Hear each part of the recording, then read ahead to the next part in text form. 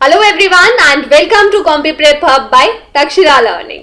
सो आज इंग्लिश का डे है एसएससी क्रैश कोर्स में एंड आज का जो टॉपिक है वो बहुत ज्यादा इंपॉर्टेंट है एसएससी एग्जाम्स में, क्योंकि इसमें से ज्यादातर क्वेश्चंस पूछे जाते हैं टीयर 1 की एंड टीयर 2 दोनों की ही बात कर रही हूं मैं इंग्लिश के एग्जाम की।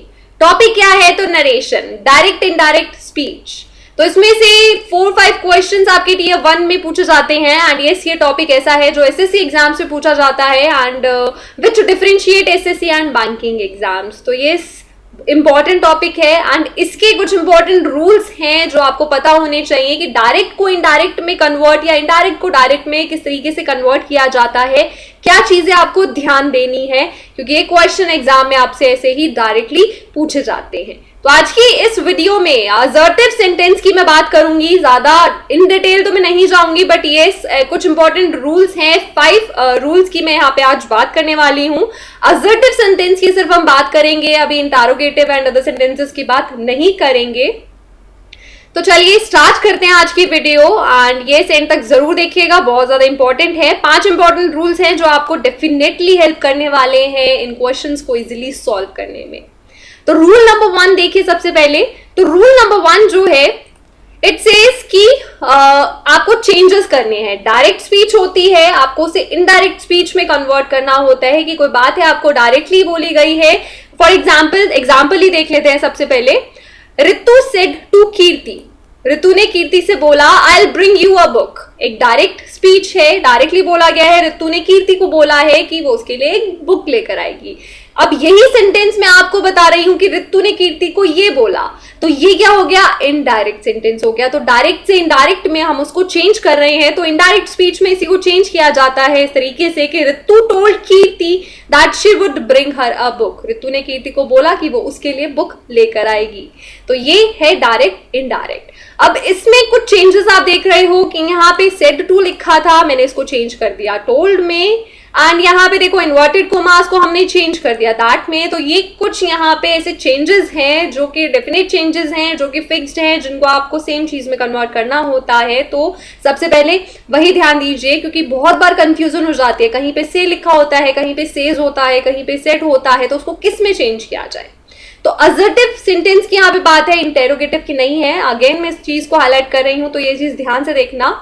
से टू, अगर आपको किसी सेंटेंस में यहाँ पे जैसे सेड टू लिखा है, सेड टू की जगह अगर से टू लिखा होता तो उसे हम चेंज करेंगे या तो सेज में या तो टेल में।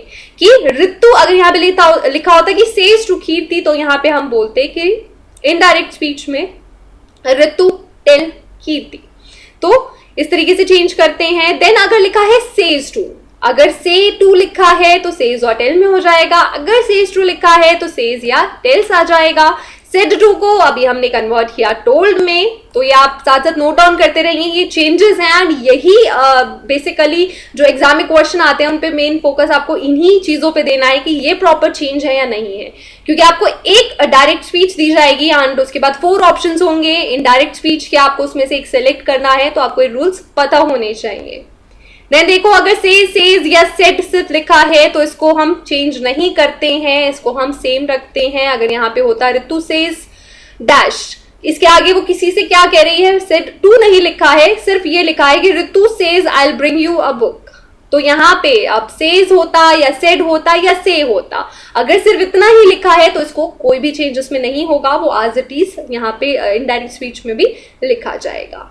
इसके अलावा इन्वर्टेड कॉमास, ये तो बहुत बचपन से ही हम लोग सुन रहे हैं। इन्वर्टेड कॉमास को हम सिंपली चेंज करते हैं दैट में, इसके लिए कोई रूल नहीं है।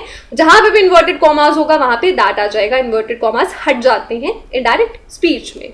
एग्जाम्पल हम पहले देख चुके हैं, दोबारा एक बार देख लेते हैं। रितु सेड टू कीर्ति। अब देखो सेड टू था, सेड टू को हमने चेंज किया, सेड टू को करना था टोल्ड में, यहाँ पे इसे चेंज किया गया है टोल्ड में। इन्वर्टेड कॉमास की जगह आ गया दैट एंड उसके बाद आई will bring you a book भी चेंज हुआ है। अब यहाँ पे देखो she would bring her a book, तो ये भी चेंज हुआ है, यानी कि इसके लिए भी कोई स्पेसिफिक रूल यहाँ पे जरूर होगा।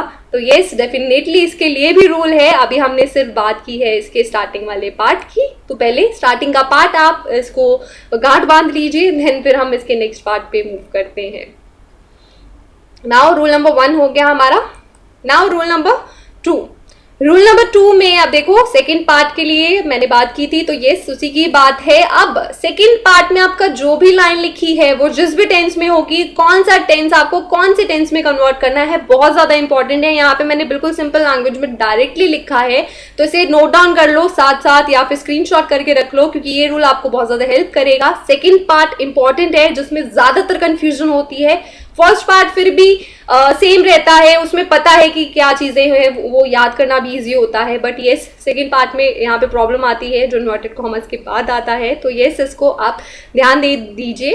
अगर सिंपल टेंस में लिखा गया है सेंटेंस, तो आप सिंपल टेंस को, अब वो चाहे सिंपल आपका सिंपल प्रेजेंट है यानी कि, या फिर आपका कोई यानी कि आपका प्रेजेंट टेंस का कोई भी सेंटेंस है, प्रेजेंट डायरेक्टली चेंज हो जाता है पास्ट में। तो ये चीज आपको ध्यान रखनी है कि प्रेजेंट का कोई भी सेंटेंस है, सिंपल प्रेजेंट है, प्रेजेंट कॉन्टिन्यूअस है, वो आपका पास्ट में चेंज हो जाएगा। Simple present to simple past, past simple अगर प्रेजेंट कॉन्टिन्यूअस है तो पास्ट कॉन्टिन्यूअस, इस तरीके से चेंजेस इसमें आ जाते हैं। तो यानी कि आपका जो प्रेजेंट का सेंटेंस है वो इनडायरेक्ट स्पीच में अगर आप बोल रहे हो तो वहां पे वो पास्ट टेंस में चेंज हो जाता है। नाउ अब हमें पता है कि प्रेजेंट तो पास्ट में चेंज हो जाता है। नाउ अगर सेंटेंस पास्ट में है तो क्या होगा, तो अगर आपका सेंटेंस पास्ट टेंस में है तो पास्ट, अगर सिंपल पास्ट में है तो पास्ट परफेक्ट में चेंज हो जाता है। पास्ट कॉन्टिन्यूअस में है तो पास्ट परफेक्ट कॉन्टिन्यूअस में चेंज हो जाता है। अब अगर आपको ये नहीं पता है कि ये कौन से टेंसेस हैं, तो टेंसेस पे एक वीडियो है मेरी, आप वो जाके देख सकते हो, वहां से आपको आइडिया लग जाएगा कि आपके कौन कौन से टेंस में क्या क्या चेंजेस हैं। एंड यस, वो भी बहुत आपकी एक टेबुलर फॉर्म में है, वो टेबल बहुत ज्यादा इंपॉर्टेंट है। तो अगर आपको टेंसेस में कंफ्यूजन है तो वो वीडियो जरूर देखिएगा, बहुत ज्यादा आपको उससे हेल्प मिलेगी। एंड फीडबैक फिर अपना देना मुझे बिल्कुल ना भूलें। तो पास्ट कॉन्टिन्यूअस का सेंटेंस सिंपली चेंज हो जाएगा पास्ट परफेक्ट कॉन्टिन्यूअस में। एंड अगर अब सेंटेंस फ्यूचर में है तो क्या होगा, तो फ्यूचर वाला सेंटेंस अगर विल है तो विल सिंपली वुड में चेंज हो जाता है एंड सेंटेंस कंडीशनल हो जाता है। तो 3 हमारे टेंसेस होते हैं। सिंपल अगर आपका टेंस है, प्रेजेंट अगर आपका टेंस है तो वो आपका पास्ट टेंस में चेंज हो जाता है, जो भी है। अगर परफेक्ट है तो पास्ट के ही परफेक्ट में होगा, कॉन्टिन्यूअस है तो पास्ट के कॉन्टिन्यूअस में होगा। सिंपल चेंज होता है वो डायरेक्ट, मतलब प्रेजेंट से सीधा पास्ट में। अगर पास्ट में है तो अगर सिंपल पास्ट है तो पास्ट परफेक्ट। ये चीज आपको यहाँ पे नोट डाउन करने की है कि पास्ट में सेंटेंस है, अगर सिंपल पास्ट में दिया हुआ है तो उसे आपको पास्ट परफेक्ट में चेंज करना है। अगर पास्ट कॉन्टिन्यूअस में दिया गया है तो पास्ट परफेक्ट कॉन्टिन्यूअस में दिया गया है, यानी कि इनडायरेक्ट स्पीच में जो आपके ज्यादा सेंटेंसेस होते हैं वो परफेक्ट में होते हैं, पास्ट परफेक्ट या फिर पास्ट परफेक्ट कॉन्टिन्यूअस। ये चीज ध्यान दे दी। नाउ फ्यूचर टेंस है, अगर विल है तो वो डायरेक्टली वुड में चेंज हो जाता है एंड कंडीशनल सेंटेंस बन जाता है। इसके अलावा कैन अगर यूज हो रहा है तो कैन वुड में यूज होगा, वुड में चेंज होगा क्योंकि प्रेजेंट से पास्ट में जा रहे हैं। मे है तो माइट में चेंज होगा। एंड मस्ट है तो मस्ट के साथ हैड टू होगा, हैव टू नहीं होगा। ये चीज ध्यान रखिएगा क्योंकि हमारा जो इनडायरेक्ट स्पीच है वो पास्ट टेंस में होती है, तो मस्ट आप चेंज करोगे हैड टू में, हैव टू नहीं होगा। ये हो गई अब सेकंड पार्ट की बात। नाउ अब आप बोलोगे कि ठीक है अभी हमें दोनों चीजें पता लग गई हैं। अभी देखो पिछले सेंटेंस का जो एग्जाम्पल है हम उसमें इस चीज को देखते हैं। तो देखो आई will bring you a book, तो फ्यूचर का टेंस था यहाँ पे। तो अब देखो विल को चेंज कर दिया वुड में। एंड यस, इसके अलावा अगर आप देखो तो प्रोनाउंस जो यूज हो रहे हैं वो भी यहाँ पे चेंज है। आई की जगह पे हमने शी यूज किया, यू की जगह पे हमने हर यूज किया। बाकी जो आप देखो कि विल ब्रिंग है वुड ब्रिंग आ गया, एंड बुक है तो वो एज इट इज ही रहेगा। तो यस, अब यानी कि अब हमारे को फर्स्ट पार्ट पता लग गया है, देन हमें पता लग गया है कि टेंसेस सेकंड पार्ट वाले को कैसे चेंज करना है। नाउ द थिंग इज कि प्रोनाउंस कैसे चेंज करने हैं। आई को हम किस में कन्वर्ट करें, यू को हम किस में कन्वर्ट करें, बहुत इंपॉर्टेंट पार्ट है ये भी। प्रोनाउंस में 3 जो है आपके प्रोनाउंस होते हैं, पर्सन होते हैं, first person, second person, third person. And yes, ये भी बहुत ज़्यादा इंपॉर्टेंट है कि किसको किस में चेंज किया जाए। तो अभी आई होप कि जितना अब तक मैंने बताया आपको क्लियर होगा कि आपको क्या किस में चेंज करना है, टेंसेस को कैसे चेंज करना है। प्रोनाउंस की मैं बात करूंगी, इससे पहले कुछ वर्ड्स की बात कर लेते हैं। तो कुछ वर्ड्स हैं जिनको आप जब इनडायरेक्ट स्पीच में कन्वर्ट करते हो तो ये चेंज हो जाते हैं। हेयर का देयर हो जाता है, दिस का दैट हो जाता है, दीज का दोज हो जाता है, 10 का सो हो जाता है, टुडे का हो जाता है दैट डे, टुडे नहीं होगा, फिर आ जाएगा ऑन दैट डे, क्योंकि सेंटेंस आपका प्रेजेंट से पास्ट में एंड आपका पास्ट से भी पास्ट परफेक्ट में चला जाता है, तो दैट इज वाई जो है बेसिकली हमारा इनडायरेक्ट स्पीच हमेशा पास्ट में ही रहता है, तो दैट इज वाई ये सारे वर्ड्स भी अकॉर्डिंगली चेंज हो जाते हैं। तो ऐसे वर्ड आपको जहां पे भी दिखे हैं तो आप उसको नोट डाउन करके रखिए कि अगर आपको कहीं हेयर दिखेगा तो वो देयर में ही चेंज होगा। टुमारो अगर कहीं पे लिखा है तो उसकी जगह पे आप यूज करोगे इनडायरेक्ट स्पीच में द नेक्स्ट डे। दोबारा बोल रही हूँ मैं, एग्जाम में इस तरीके के रूल से क्वेश्चन पूछे जाते हैं, बहुत इंपॉर्टेंट रूल है ये, तो इन्हें आप नोट डाउन करना चाहते हैं तो नोट डाउन करके रख लीजिए, स्क्रीनशॉट लेकर रखना चाहते हैं स्क्रीनशॉट लेकर रख लीजिए, पर ये बहुत ज़्यादा इंपॉर्टेंट है। इसके बाद जब आप क्वेश्चन सॉल्व करोगे तो आप देखोगे कि इससे किस तरीके के क्वेश्चन आपको एग्जाम में पूछे जाते हैं एंड आप खुद आप देखोगे कि ये रूल्स वहाँ पे आपको किस तरीके से काम आ रहे हैं। तो टुमारो चेंज हो जाएगा हमारा द नेक्स्ट डे में, यस्टरडे चेंज हो जाएगा द प्रीवियस डे में, एंड अगो चेंज हो जाएगा हमारा बिफोर में। तो ये कुछ वर्ड्स हैं। नाउ आई गेस इससे आपको आइडिया लग गया होगा कि ऐसे वर्ड्स आपको कैसे चेंज करने हैं। ये कुछ एग्जाम्पल्स थे, इंपॉर्टेंट एग्जाम्पल्स। इसके अलावा अगर आपको ऐसे और जो भी वर्ड्स दिखते हैं वो सारे चेंज हो जाएंगे, तो अकॉर्डिंगली आप उनको देखिएगा कि वो पास्ट में जा रहे हैं, पास्ट में चेंज हो रहे हैं। Now come to rule number 4। So before आपका प्रोनाउन वाला पार्ट, आई नो आप उसी का वेट कर रहे हो, तो वो मैं लास्ट में बताऊंगी क्योंकि उसमें थोड़ा डिटेलिंग है एंड वो आपको समझना थोड़ा ज़्यादा ज़रूरी है। उससे पहले एक और छोटी सी बात है कि अगर आपको डायरेक्ट स्पीच में कहीं पे भी कोई भी यूनिवर्सल ट्रुथ दिख रहा है, या फिर कोई ऐसा कॉन्स्टेंट फैक्ट दिख रहा है, या फिर कोई हैबिचुअल फैक्ट है, या फिर कोई जोग्राफिकल फैक्ट है, या फिर कोई कोटेशन है, ऐसे अगर कोई भी आपको चीज दिख रही है डायरेक्ट स्पीच में, तो तब जब आप उसको इनडायरेक्ट स्पीच में चेंज करोगे तो उसका वर्ब एंड ऑल कुछ भी चेंज नहीं होगा, यानी कि यूनिवर्सल ट्रुथ जो है वो एज इट इज ही रहेगा। यानी कि अगर सेकंड पार्ट में कोई यूनिवर्सल ट्रुथ बोला गया है तो वो एज इट इज आपको लिखना है, उसमें कोई भी चेंजेस करने की कोई भी जरूरत नहीं है। कोई फैक्ट है वो भी एज इट इज आएगा, जोग्राफिक से रिलेटेड कोई फैक्ट बताया गया है, कोई हैबिट बताई गई है, या फिर कोई कोटेशन है, तो वो एज इट इज आती है आपकी इनडायरेक्ट स्पीच में। इसमें कोई भी चेंजेस नहीं होते हैं। इस बात की गांठ बांध दो कि यूनिवर्सल फैक्ट को, यूनिवर्सल ट्रुथ को कभी भी चेंज करने की मत सोचना। एग्जाम्पल देखो डायरेक्ट स्पीच का, देखो the teacher said the earth moves around the sun. Teacher ने बोला क्या कि अर्थ मूव करती है सन के अराउंड। तो ये सबको पता है, ये बात यूनिवर्सल ट्रुथ है कि अर्थ जो है सन के अराउंड मूव करती है। तो अब आप क्या सोचोगे कि इसमें मैं चेंज करूं? नहीं, आपको इसमें कोई भी चेंज नहीं करना है, आपको बस इसका फर्स्ट पार्ट चेंज करना है। सेड हमें किस में चेंज करना था? किसी में नहीं, मैंने बोला था से, सेज, सेड। अगर होगा तो वो डायरेक्टली एज इट इज आएगा, उसमें कोई भी चेंजेस नहीं होंगे। तो the teacher said, inverted commas की जगह दैट आ गया, एंड आगे की जो सेंटेंस है, जो लाइन है, वो एज इट इज आएगी, the earth moves around the sun. तो ये एज इट इज आ गई, यहाँ पे हमने कुछ नहीं चेंज किया, सिर्फ इन्वर्टेड कॉमास चेंज किए। तो ये चीज़ भी आपको ध्यान रखनी है, कंफ्यूज मत होना अगर ऐसे सेंटेंसेस आ जाते हैं तो। बट ये ध्यान रखना कि वो यूनिवर्सल ट्रुथ ही हो, या फिर कोई फैक्ट बता रहा हो ज्योग्राफी से रिलेटेड, या फिर किसी हैबिट से रिलेटेड, या फिर किसी भी चीज़ से रिलेटेड फैक्ट हो, कोटेशन हो, या फिर यूनिवर्सल ट्रुथ हो। ऐसे टाइम पे आपका जो लाइन है वो एज इट इज रहेगी, अदरवाइज आपके चेंजेस होंगे। चेंजेस कैसे होंगे वो मैं आपको बता चुकी हूँ।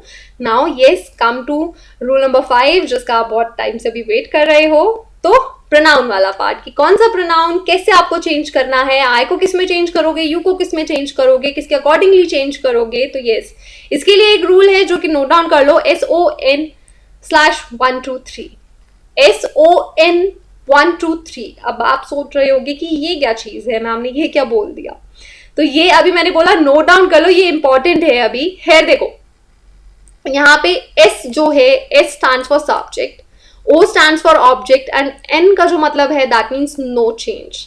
1 2 3 मैंने यूज किया है प्रोनाउन के जो हमारे पर्सन होते हैं, first person, second person and third person.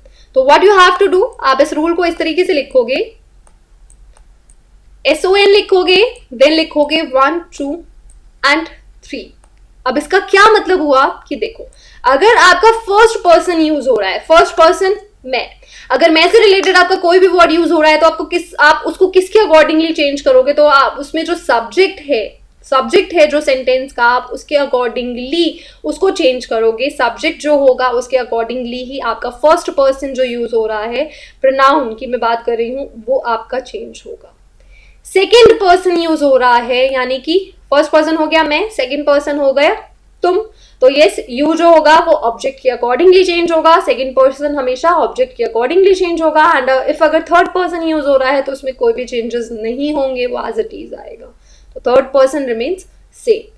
ये है आपका rule number 5 and most important rule है, क्योंकि अभी आप सिर्फ यही चीज है जो रह गई थी। असर्टिव सेंटेंस की मैं बात कर रही हूँ, तो यहाँ पे यही रूल है जो कि सबसे ज्यादा जिसमें कंफ्यूजन होती है एंड जो सबसे ज्यादा इंपॉर्टेंट भी होता है, जिससे सबसे ज्यादा क्वेश्चन भी आते हैं, तो वो यही रूल है। तो देखो, first person pronoun changes change according to subject, second person change according to object and third person remains unchanged.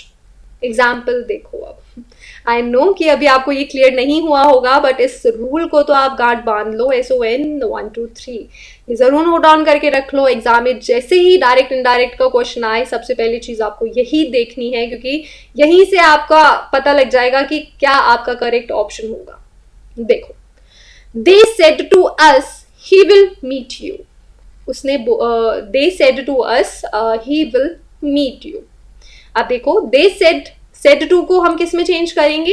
told में। तो they told us, यहाँ पे जो प्रोनाउंस आपको दिख रहे हैं इसमें कोई चेंजेस नहीं करना, ये चीज ध्यान रख लो। मैंने प्रोनाउन की बात की है, हम चेंजेस कर रहे हैं इसके सेकेंड पार्ट में जो इन्वर्टेड कॉमास में है। फर्स्ट पार्ट में हम कोई चेंज नहीं कर रहे हैं, क्योंकि मैं उसने उसको बोला, वो आप चेंज नहीं कर सकते, वो उसने उसको ही बोला है। तो दे सेड टू अस, उन्होंने हमें बोला है, तो उन्होंने हमें ही बोला है। अब मैं ये नहीं कह सकती कि मैंने उनको बोला है, तो यहाँ पे आपको कोई भी चेंजेस नहीं करने हैं। तो दे का दे ही रहेगा, सेड टू का टोल्ड हो गया, अस का अस ही रहेगा, इन्वर्टेड कॉमास का दैट आ गया। देन देखो चेंजेस कहाँ पे करने हैं, ही। अब ही कौन सा आपका पर्सन हुआ प्रोनाउन का? तो मैंने भी बताया, फर्स्ट पर्सन होता है मैं से रिलेटेड ये नहीं है। सेकंड पर्सन हो गया तुम, यानी कि यू, ये सेकंड पर्सन भी नहीं है। इसके अलावा जो भी पर्सन रह गई, ही, शी, इट, दे, जो भी चीजें रह गई वो हो गया आपका थर्ड पर्सन की। मेरे और तुम्हारे अलावा जो भी पर्सन है वो थर्ड पर्सन है। तो ही यहाँ पे क्या हुआ, हम किसी और की बात कर रहे हैं, थर्ड पर्सन की बात है, तो ये एज इट इज रहेगा, इसमें कोई भी चेंजेस नहीं होंगे। तो देखो, ही का ही है, कोई चेंज नहीं है। विल का रूल क्या था, विल चेंज हो जाएगा वुड में। मीट का मीट ही रहेगा, क्योंकि वुड के साथ भी यही लगता है। एंड यू, अब देखो यू क्या था, हमारा सेकेंड पर्सन था। सेकेंड पर्सन अभी मैंने क्या बोला, ऑब्जेक्ट के अकॉर्डिंगली चेंज होगा। अब ऑब्जेक्ट क्या है हमारा, तो ऑब्जेक्ट यहाँ पे आप देखो, दे सेड टू अस, उन्होंने हमें बोला है, तो यहाँ पे ऑब्जेक्ट हमारा बेसिकली क्या हुआ कि उन्होंने हमें बोला है कि यानी कि दे सेड टू अस कि ही विल मीट यू। तो यहाँ पे जो हमारा जो ऑब्जेक्ट है उसके अकॉर्डिंगली हमारा सेकंड पर्सन जो है ये चेंज होगा। तो यहाँ पे अस की बात हो रही है, तो यहाँ पे बात आएगी, चेंज होके आएगा अस। तो they told us that he would meet us, क्योंकि यहाँ पे बात थी कि उन्होंने बोला है हमें कि वो आपसे मिलेगा। तो आप यहाँ पे कौन हुआ, तो सेकंड पर्सन किसके अकॉर्डिंगली चेंज होगा, ऑब्जेक्ट के अकॉर्डिंगली। तो ये ध्यान रखना, सब्जेक्ट कौन सा है, ऑब्जेक्ट कौन सा है, ये भी आपको ध्यान रखना है। साथ में सब्जेक्ट और ऑब्जेक्ट के अकॉर्डिंगली आपका चेंज क्या हो रहा है वो भी देखना है। थर्ड पर्सन हमेशा सेम रहता है, उसमें कोई भी चेंजेस नहीं होते हैं। तो आपको फर्स्ट पर्सन सेकंड पर्सन अगर है सेंटेंस में तो वो ही चेंज होगा। अब देखो, जो हमारा फर्स्ट वाला सेंटेंस था, उसमें देखते हैं कि हमने क्या चेंज किया था। तो देखो, फर्स्ट सेंटेंस में था हमारा, Ritu said to Kirti I will bring you a book, मैं तुम्हारे लिए एक बुक लेकर आऊंगी। तो हमारा जो रितु था, रितु का रितु रहेगा, कीर्ति का कीर्ति रहेगा। सेड टू को हमने टोल्ड में चेंज किया। ये सारे रूल्स आपके देख लो, इसमें लग रहे हैं, यूज हो रहे हैं किस तरीके से, वो ध्यान दो। इन्वर्टेड कॉमास को दैट में चेंज किया। आई, अब आई यहाँ पे क्या है, अब फर्स्ट पर्सन है मैं। तो फर्स्ट पर्सन किसके अकॉर्डिंगली चेंज होगा, सब्जेक्ट के अकॉर्डिंगली। तो आई will bring you a book, तो यहाँ पे अभी बात किसकी हो रही है, सब्जेक्ट। देखो सब्जेक्ट क्या है, रितु ने बोला, रितु सब्जेक्ट है, तो यहाँ पे ये इसके अकॉर्डिंगली चेंज होगा। तो इसकी जगह पे हम जो इसके लिए प्रोनाउन यूज करते हैं दैट इज शी। तो यहाँ पे आई चेंज हो जाएगा शी में, कि शी, विल का हुआ वुड, ब्रिंग रहेगा, यू क्या था आपका सेकंड पर्सन आपका चेंज होगा ऑब्जेक्ट के अकॉर्डिंगली। ऑब्जेक्ट है यहाँ पे कीर्ति, उसने कीर्ति को बोला है, तो कीर्ति के लिए यहाँ पे क्या वर्ड यूज होगा, तो यहाँ पे यूज होगा हर, कि she would bring her a book. अब ये चीज आपको देखनी है कि यहाँ पे आप शी यूज करोगे यार, यहाँ पे देखो उसको बुक देने की बात हो रही है, तो ये नहीं यानी कि यहाँ पे आप शी तो नहीं यूज कर सकते कि she would bring she a book, तो नहीं, ये चीज यहाँ पे आपको थोड़ा सा ध्यान लगाकर देखनी है। तो she would bring her a book, बस आपको चेंज किसके अकॉर्डिंगली करना है वो मैंने बता दिया, तो चेंज क्या करना है अब वो आपको देखना है। ये चीज जो है सेंटेंस के अकॉर्डिंगली फिट, आप जब सेंटेंस में चेंजेस करोगे देखोगे तो आपको ये चीज खुद पता लग जाएगी। नाउ अब फर्स्ट पर्सन आपका सब्जेक्ट के अकॉर्डिंगली चेंज हुआ, सेकंड पर्सन आपका ऑब्जेक्ट के अकॉर्डिंगली चेंज हुआ, थर्ड पर्सन भी आप देख चुके हो उसमें कोई भी चेंजेस नहीं होते हैं, ही लिखा है, शी लिखा है, तो वो एज इट इज आता है। अगर यहाँ पे लिखा होता she will bring you a book, तो यहाँ पे आता शी वुड, तो यहाँ पे शी का शी ही रहता, बट यहाँ पे फर्स्ट पर्सन था, दैट इज वाई हमने इसको चेंज किया शी में, यू था सेकंड पर्सन था, दैट इज वाई हमने इसको चेंज किया हर में। हर हमने इसीलिए लिया क्योंकि यहाँ पे कीर्ति जो है वो लड़की है, तो यहाँ पे हर यूज होगा। अगर यहाँ पे किसी लड़के का नाम लिखा होता, कीर्ति की जगह अगर किशन होता, तो यहाँ पे आ जाता ब्रिंग हिज अ बुक। तो ये है आपका असर्टिव सेंटेंस के लिए डायरेक्ट से इनडायरेक्ट में चेंज करने के 5 इंपॉर्टेंट रूल्स। आई होप कि अब आपको समझ आ गए हैं कि क्या आपको किस तरीके से चेंज करना है। अभी मैं दोबारा बोल रही हूँ, इंटेरोगेटिव एंड अदर सेंटेंसेस की बात नहीं है, सिर्फ असर्टिव सेंटेंसेस की बात है। यूनिवर्सल ट्रुथ है तो भी आपको क्या चेंज करना है, एंड अपार्ट फ्रॉम दैट उसके अलावा जो भी चीज़ें हैं कैसे क्या चीज़ चेंज होंगी, ये अब आपको यहाँ से पता लग गया है। तो आज की वीडियो यहाँ पे हम वाइंड अप करते हैं, बिकॉज एक साथ इतने सारे रूल्स आई गेस एक अच्छा आइडिया नहीं है, तो एक एक करके चलते हैं। तो अभी हमने असर्टिव के चेंजेस देखे हैं, इंटेरोगेटिव एंड अदर के मे बी हम लेटर वीडियोस में उसको स्टडी करेंगे। अभी इसके साथ आप अपना फीडबैक जरूर शेयर कीजिए कि आपको वीडियो से हेल्प मिली है नहीं मिली है, पॉजिटिव नेगेटिव जैसा भी फीडबैक है, बट शेयर जरूर कीजिएगा। एंड अगर आपकी कोई भी क्वेरीज हैं तो भी आप हमें कमेंट बॉक्स में नीचे बता सकते हैं, हम ट्राई करेंगे कि एज सुन एज पॉसिबल आपकी क्वेरी को सॉल्व कर सके। तो इसी के साथ आज की वीडियो यहाँ पे हम वाइंड अप करते हैं। वीडियो अगर अच्छी लगी है, आपको हेल्प मिली है, तो इसे लाइक कीजिएगा, थम्स अप बटन ज़रूर दीजिएगा, एंड साथ साथ शेयर भी कीजिएगा अपने फ्रेंड्स में, सो दैट उन्हें भी इससे हेल्प मिल सके। एंड इसी के साथ एक और इम्पॉर्टेंट न्यूज़ यहाँ पे ये है कि अगर if you want to prepare for any of the competitive exam and आप बहुत टाइम से प्रिपेयर कर रहे हैं, बट येस आप कहीं ना कहीं आपको फेलियर ही मिल रहा है, तो ब्रिलियंट 50 लीग, जो कि मैं अपनी हर वीडियो में आपको बोल रही हूँ, ब्रिलियंट 50 लीग हमने स्टार्ट की है। एंड येस एक बहुत अच्छा इनिशिएटिव है ये, क्योंकि इसमें आपको लाइव क्लासेस के साथ साथ रिकॉर्डेड वीडियोस भी मिलेंगी, पर्सनल मेंटर मिलेगा, पर्सनलाइज स्ट्रैटेजी मिलेगी। जिस भी एग्जाम के लिए आप प्रिपेयर कर रहे हो उसमें आपको स्टार्टिंग से लेके एंड तक का, अप टू या सिलेक्शन तक का सपोर्ट आपको मिलेगा। तो आई डोंट थिंक इससे ज़्यादा आपको कुछ भी चीज़ें चाहिए।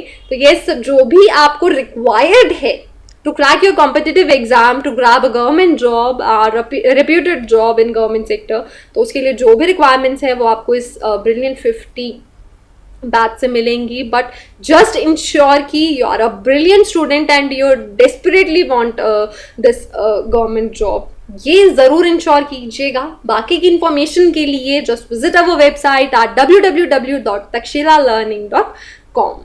So inquire कीजिए, and yes if you are a brilliant student and if you want to crack an exam, तो हम आपको पूरा सपोर्ट देंगे, and maybe this year all the very best कि आप अपना एग्जाम क्लियर कर सकें। सो इसी के साथ वीडियो यहाँ वाइंड अप कर रहे हैं। नेक्स्ट वीडियो में मिलूंगी मैं कुछ और इंपॉर्टेंट टॉपिक के साथ। तब तक अपना फीडबैक, अगर किसी और अपने टॉपिक पे आपको वीडियो चाहिए, कोई टॉपिक समझना है, वो भी कमेंट में आप मुझे बता सकते हैं। So thank you so much for watching and have a good day.